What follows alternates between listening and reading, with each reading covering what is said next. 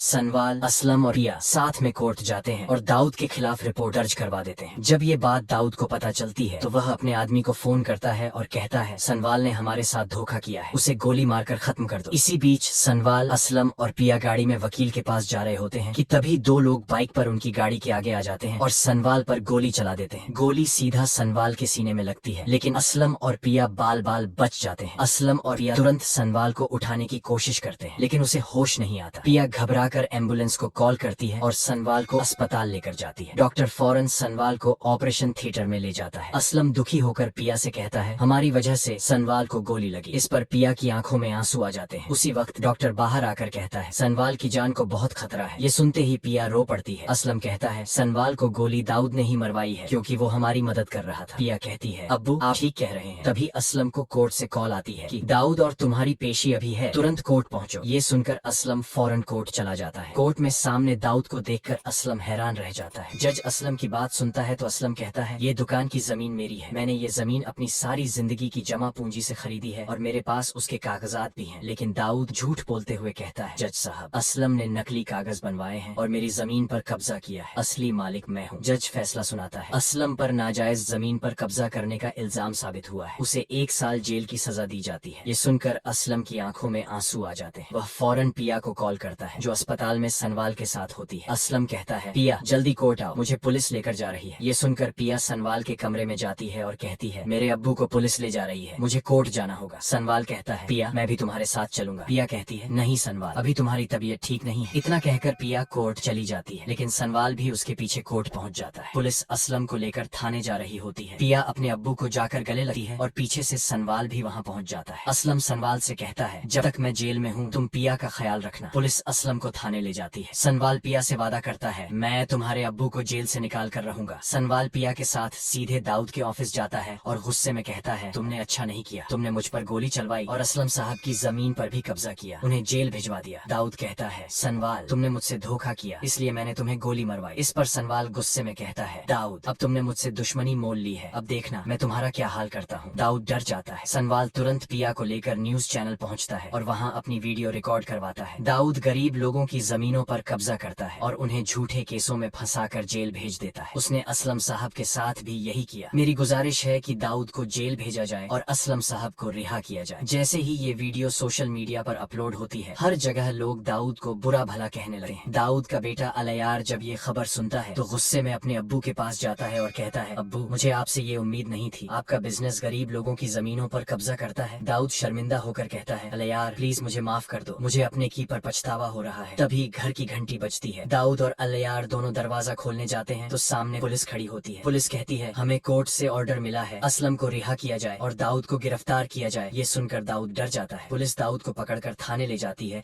और असलम को जेल से रिहा कर देती है। असलम रिहा होते ही घर पहुंचता है। पिया और उसकी अम्मी असलम को देखकर बहुत खुश हो जाती हैं। असलम कहता है पिया सनवाल को बुलाओ। पिया सनवाल को बुलाती है। असलम सनवाल से कहता है तुमने पिया का इतना ध्यान रखा जितना मैं भी नहीं रख सका, इसलिए मैं चाहता हूँ कि तुम्हारी शादी पिया से हो। ये सुनकर सनवाल बहुत खुश हो जाता है और वो दिन आता है जब असलम खुद अपने हाथों से सनवाल और पिया की शादी करवाता है। कुछ समय बाद सनवाल और पिया के घर एक बच्चा पैदा होता है। और अगर आप सनवाल और पिया ड्रामा की एंडिंग स्टोरी देखना चाहते हैं तो हमारे चैनल को लाइक, सब्सक्राइब और शेयर जरूर करें।